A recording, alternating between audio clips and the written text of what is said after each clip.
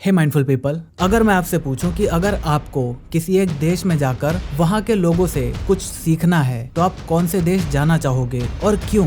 अपना जवाब हमें नीचे कमेंट करके बताना। लेकिन अगर आप यही सवाल मुझसे पूछोगे तो मैं जापान जाकर वहां के लोगों के तौर तरीके और वहां के कल्चर को सीखना चाहूंगा। पर्टिकुलरली जापान ही क्यों? तो उसका रीजन है जापान के वापस खड़े होने की स्ट्रेंथ। सोचो, आप एक ऐसे देश में रहते हो जिसके ऊपर एक नहीं दो न्यूक्लियर बॉम्ब्स गिर चुके हैं। वहाँ हर साल लगभग 2 से 3 बार काफी बड़े बड़े अर्थक्वेक्स आते हैं। आप एक ऐसे देश में रहते हो जिसका एरिया सिर्फ करीब 4 लाख स्क्वायर किलोमीटर के ही बराबर है। एक ऐसा देश जहाँ पर किसी भी तरह के नेचुरल रिसोर्सेज नहीं है, ना ही वहाँ पर कोई कोयले की खदानें हैं और ना ही स्टील बनाने के लिए रॉ मटेरियल्स। सोचो, आप ऐसे देश में रहोगे तो आपको अपने ग्रोथ की या फिर अपने देश के ग्रोथ की कितनी उम्मीद रहेगी?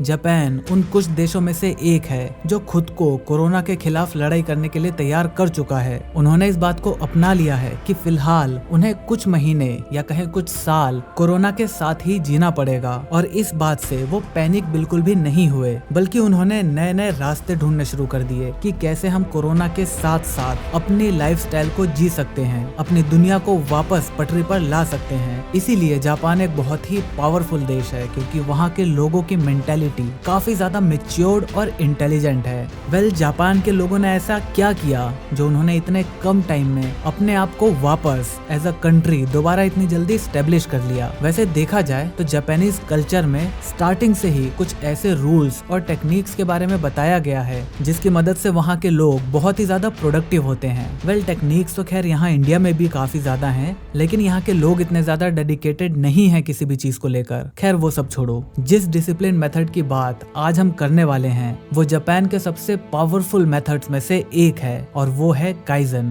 तो ये काइजन क्या है? काइजन एक जापानीज मेथड है जिसका जापानीज लोग अपने काम में प्रोडक्टिविटी और डिसिप्लिन को लाने के लिए इस्तेमाल करते हैं, और जापान ने इसे वर्ल्ड वॉर 2 के बाद इस्तेमाल करना शुरू किया था। काइजन 2 शब्दों से मिलकर बना होता है, काय और जेन, जिसमें काय का मतलब होता है स्मॉल चेंजेस और जेन का मतलब होता है गुड।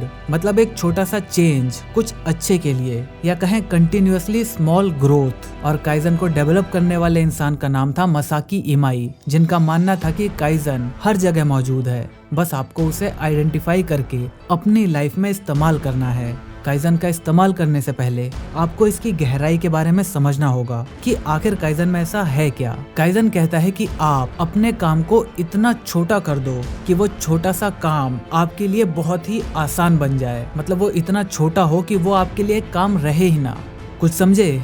चलो इसे एक सिंपल एग्जाम्पल से समझते हैं। एक बार कुछ हेल्थ रिसर्चर्स एक बहुत ही बड़ी बिल्डिंग में गए जहां ज्यादातर 9 to 5 जॉब करने वाले लोग काम करते थे। उन्होंने रैंडमली 7th फ्लोर के एम्प्लॉयज को चुना और उनसे बातें की। वहां काम करने वाले ज्यादातर लोग एक्सरसाइज नहीं करते थे, तो रिसर्चर्स ने सबसे पहले उन्हें अच्छी हेल्थ के फायदे बताए कि कैसे एक्सरसाइज से वो अच्छी हेल्थ को डेवलप कर सकते हैं। उन्होंने बताया कि कैसे उनकी फिजिकल हेल्थ उनके मेंटल हेल्थ को भी ऑटोमेटिकली ट्रिगर कर देगी, और जो काम अभी वो 5 घंटे या 6 घंटे में करते हैं उसी काम को वो लोग 2 से 3 घंटे में कर पाएंगे। कुल मिलाकर उनका कहने का मतलब ये था कि मेंटली हेल्दी होने के बाद किसी भी इंसान की काम करने की एफिशिएंसी बढ़ जाती है। रिसर्चर्स ने वहाँ के एम्प्लॉयज को 2 साल की जिम की फ्री मेंबरशिप दिलवाई और जिम करने के लिए बहुत सारे कपड़े भी दिलवाए, और उन्हें बताया कि अगर वो अपनी हेल्थ को अच्छा कर लेते हैं, मेंटेन करके रखते हैं, तो उन्हें मेडिकल टीम की तरफ से एक हेल्थ सर्टिफिकेट भी दिया जाएगा। ये सारा काम इसलिए किया गया था ताकि वो लोग एक्सरसाइज करने के लिए मोटिवेटेड रहें।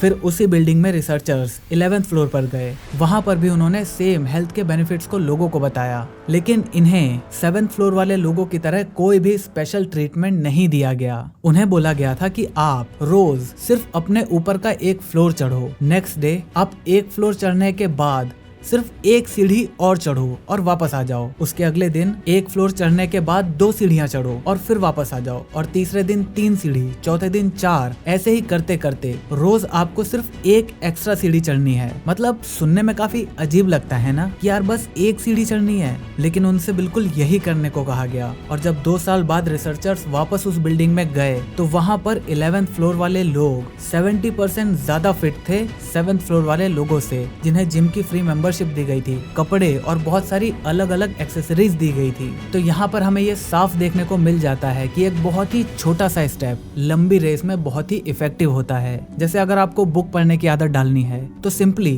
पहले दिन उस बुक को उठाकर रख दो, बस इतना ही करना है। अगले दिन उस बुक को खोलो और ऑथर का नाम देखो, उसके बारे में थोड़ी सी इन्फॉर्मेशन पढ़ लो। तीसरे दिन बुक को स्टार्ट कर दो और पहली लाइन या पहली पैराग्राफ को पढ़कर ही छोड़ दो। ऐसे ही करते करते 6 महीने या फिर 1 साल बाद आपकी आदत ऐसी बन जाएगी कि आपको दिन में एक न एक टाइम ऐसा चाहिए जब आप बुक पढ़ रहे हो।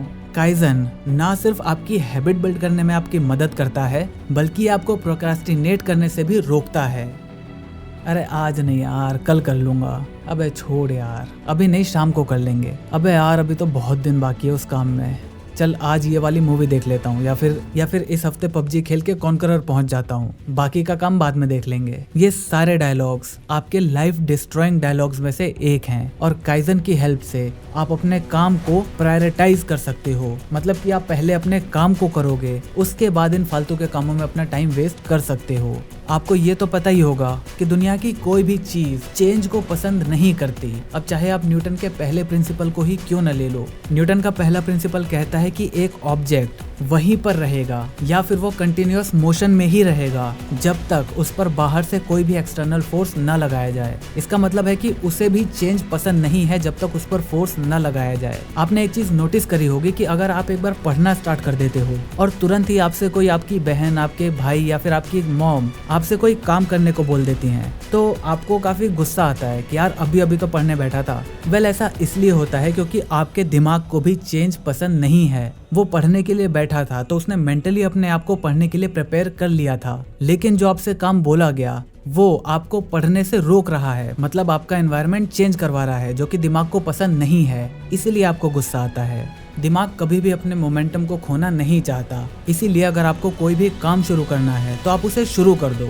अगर आपको YouTube पर आना है तो सबसे पहले दिन आप अपने चैनल के बारे में सोचो और उसे पेपर पे लिख दो। बस अगले दिन थोड़ा सा टाइम निकालकर उसकी प्लानिंग स्टार्ट कर दो कि जैसे आप किस जॉनरा पे वीडियोस बनाने वाले हो, और फिर उसे भी साइड में रख दो। अगले दिन आप एक टॉपिक को चुनो, मतलब जो जॉनरा आपने चुना है उसके अकॉर्डिंग एक टॉपिक को चुन लो। उसके अगले दिन उसी टॉपिक के ऊपर 10 मिनट काम करो और फिर उसे छोड़ दो। अगले दिन 11 मिनट करो, अगले फिर 12 मिनट, फिर 13, फिर 14। ऐसे ही करते करते एक दिन ऐसा आएगा जब आप 2 से 3 घंटे अपने पैशन के लिए निकाल पा रहे होगे। और ये काम करने के लिए आपको अपना normal day to day life को सेक्रीफाइस करने की जरूरत नहीं है। स्टार्टिंग में आपको 1 घंटा निकालने के लिए करीब करीब 1 से 2 महीने लग जाएंगे, और 2 महीने बाद जब आप 1 घंटा निकाल पाओगे तो ऐसे करते करते दिन में 2-3 घंटे निकालना कोई बड़ी बात नहीं है। ज्यादातर लोग इसीलिए नए काम को नहीं कर पाते क्योंकि वो एक साथ बहुत ही बड़ी चीज अचीव करना चाहते हैं और वो पहले दिन ही 3-3, 4-4 घंटे काम करने लगते हैं। अब जैसा कि मैंने आपको बताया कि हमारे दिमाग को चेंजेस पसंद नहीं है, तो वो कहेगा कि अबे यार इसको अचानक से क्या हो गया, रोज तो इस टाइम पे ये काम करता था, आज ये कुछ नया क्यों कर रहा है। फिर धीरे धीरे आपका मन